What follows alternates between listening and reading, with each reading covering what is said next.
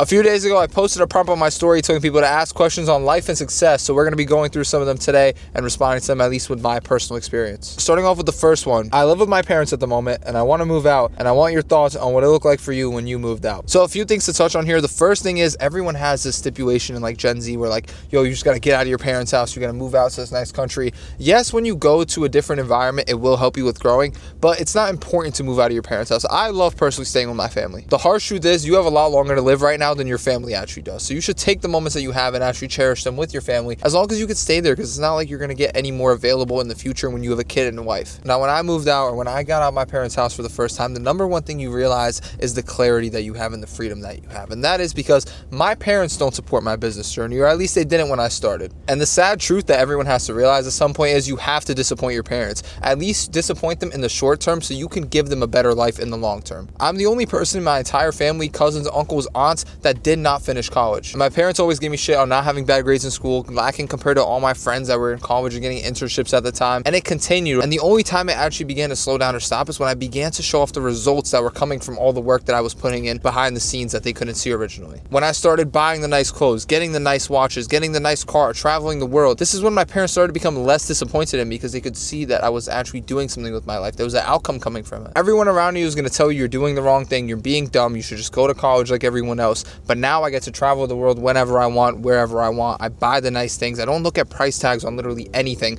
I'm currently sitting in a $100,000 car. And the only thing it took for me to get to this point was believing in that little voice I heard in my head saying I could be something more. Now, what it looked like for me in particular when I moved out was you have a lot more freedom, but along with that comes a lot more responsibility. Like you start to realize all the little things that pile up day by day, or now you have to fold your laundry and do your clothes and clean the sink. Like who thinks of cleaning the countertops, right? Like at least I didn't think of that because my mom used to handle that when I was home. But when you're in these other places, you're like, damn, like I gotta throw my trash out and I gotta clean the bathroom now and I gotta do this and I gotta put my shoes on the rack, and you're kind of just left as the only person, and it makes you realize everything you have to do that goes into your day. But it's also a good thing because you get to analyze everything you're doing within your day, and when you have a lot of tasks to do, you can't give a lot of time to each one. You can't waste time at all. So you start to realize where you're wasting time, because I would find myself sitting on the bed scrolling on reels and I'm like, damn, I still have to clean the house. Like no one's cleaning the house right now. I'm the one that has to do it. I started to realize these tasks that were taking up most of my time throughout the day, and I was able to leverage that to actually go ahead and focus on what mattered. Other than that, the only other thing you feel is loneliness sometimes, right? As you're staying alone, sometimes it gets really quiet. At least if you're not staying with someone, it gets quiet in that room, you know? But that's also great, because what you need to do as a man, if you want to actually become somebody, is you need to learn how to live in solitude. And living in solitude isn't just literally sitting in a quiet room like you're in an asylum. It's basically being able to survive alone, right? You have to be comfortable alone. You have to be able to sit down, put your head down, work for 12 hours alone without anyone being by your side or anyone supporting you, because you have to do it for yourself. And at that point, when you reach a status where you can sit down for 15 hours and work by yourself and not feel lonely, you are starting to become a man. How to get bitches, guys. So Stop being broke. Stop being broke. The number one thing is, honestly, is you have to attract rather than chasing. Like, even when we go out, or we're like out in Topgolf yesterday, we were, right? And you see everyone, all these guys are like simping and they're trying to chase these girls for attention. All you have to do is just attract, where you just have to level yourself up as a man, become someone that is worth looking at, to where you walk in a room, your presence is noticed. And at that point, the whole world will be attracted to you. Pause. Not like that, but not even men, like men and women, that people will naturally gravitate towards you. You want to be someone who's charismatic, someone who's worth noticing, someone who has something to give to the rest of the world, where the rest of the world wants to go and take a picture. Like these celebrities go on the street, everyone runs up, oh, let me take a picture. You want to be the person who everyone wants to go up to and try to get something from, because at that point you have the decision and you have 1,000 options that you can pick from, and you just grab whatever girl you think is right for you. It's that simple. So stop chasing, start attracting. The only way you're going to attract someone you actually want is by leveling yourself up to the point where you can attract that caliber of woman. Why are most men lustful? Well, I mean, lust is the devil in the first place, right? It's not like you can erase lust from the world. I think both men and women are lustful. But why are men lustful? Because in society nowadays, it's seen as a prize if you get to have sex with a woman that is attractive, to where, like, if I see a girl and I get the opportunity to have sex with her or kiss her or do whatever, it's like, oh my God, you accomplished that. Like, you were able to, get the girl that was pretty and whatever. When in reality, it should be the exact opposite. How it should be is the girl should be proud that she got the guy that goes to the gym and focuses on his company and is doing great for his family and is a true protector and provider and not a pussy in pure essence. So nowadays, the whole social gender roles are swapped to where for guys, they find it chasing women, and they find like the woman they have is like a prize to them. Like they got some sort of certificate after they had sex with a girl who was like actually pretty or attractive to the general man. But what you should be doing is, again, focusing on yourself, letting the girl come to you. Once you have the girl's mindset should be, oh my God, I got the best man ever. Like my man like works hard. He's a protector. He's a provider. He does his job as a man. You know, the girl should be the one bragging about you, not you going to your friends and being like, yo, look at this girl I had sex with. She was so hot. That's lust at the end of the day, and lust is the devil. David, what are some good motivational tips to be successful in life? Follow God. Yeah. It's not even follow God, but just faith in general. Like you have to have faith in God, but you have to have faith in yourself. Dude, most people like Don't that. care what other people think. Bro, that lady we met earlier, you know, she didn't have faith in herself. You know, the number one thing is like, it's so like stigmatic to say like, oh, be delusional, but people don't even understand what that means. Like, it's not like you have to sit there and think like, oh, I'm not being delusional in this moment. I have to be It's like the fact that in your head there should genuinely not be a universe where you don't get everything you want. Like, it shouldn't be an option to yourself. Or you should just not care what people think. Yeah, don't care about what people think. And when it comes down to it, you should never be in a position where like, damn bro, like what if this doesn't work out? There should not be a reality in your head where stuff doesn't work out. Just do it. Everything should work out exactly the way you imagine it.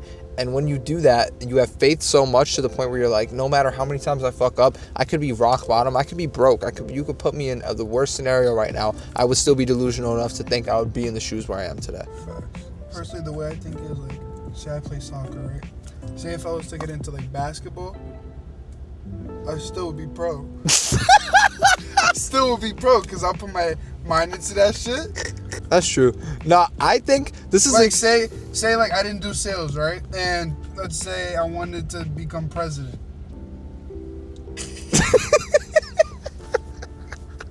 I get what you're trying to say, but you're just not saying it right. The point is, like, dude, if I quit everything I was doing and I felt like becoming an astronaut next week, I think I could genuinely become the best astronaut.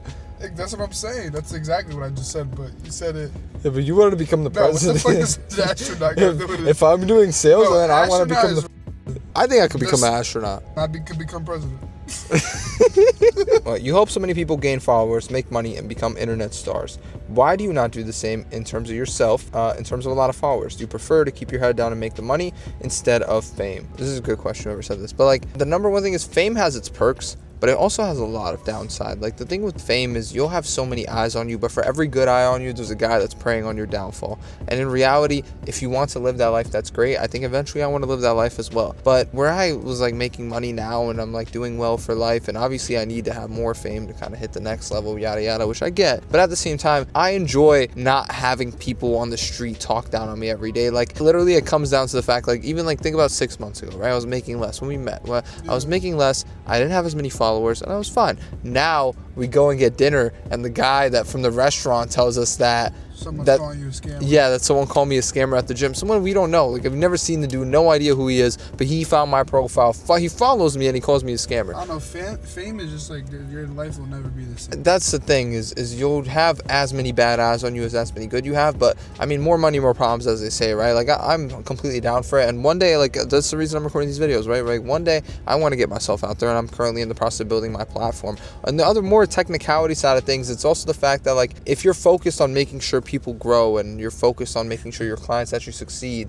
the last thing I'm prioritizing myself in this case, right? Like, my whole company is detached from me. It's making sure other people make money. So if my goal is to make other people money, I have to sacrifice myself growing as a person or completing all these other goals I have, because my number one priority should be making my clients the largest amount of money, which is mainly the reason why I have it. That's why I'm here now, and that's why I'm going to be posting a lot more content now. But at the same time, the thing is with fame, you have to be very careful the way you play it, because every time you're more famous and every new follower you gain, you have another threat to look out for in the life, and you have another problem down the line for you. So yeah, it's something to keep in mind as you walk the footsteps of fame. But I'd rather not have fame. I'd rather have influence. I don't care about fame. I care about impact that I leave, right? Yeah, a lot of people like misconceive, like, you could be known as someone. I could be known as someone that goes on the fucking street and goes, ice cream when they get TikTok shop donations. But that's no impact. You're not leaving no influence. I don't care how many people it is. I hope it's a large amount of people. But if I had the choice to pick between 100 people that are genuinely impacted positively or 100,000 people that know who I was,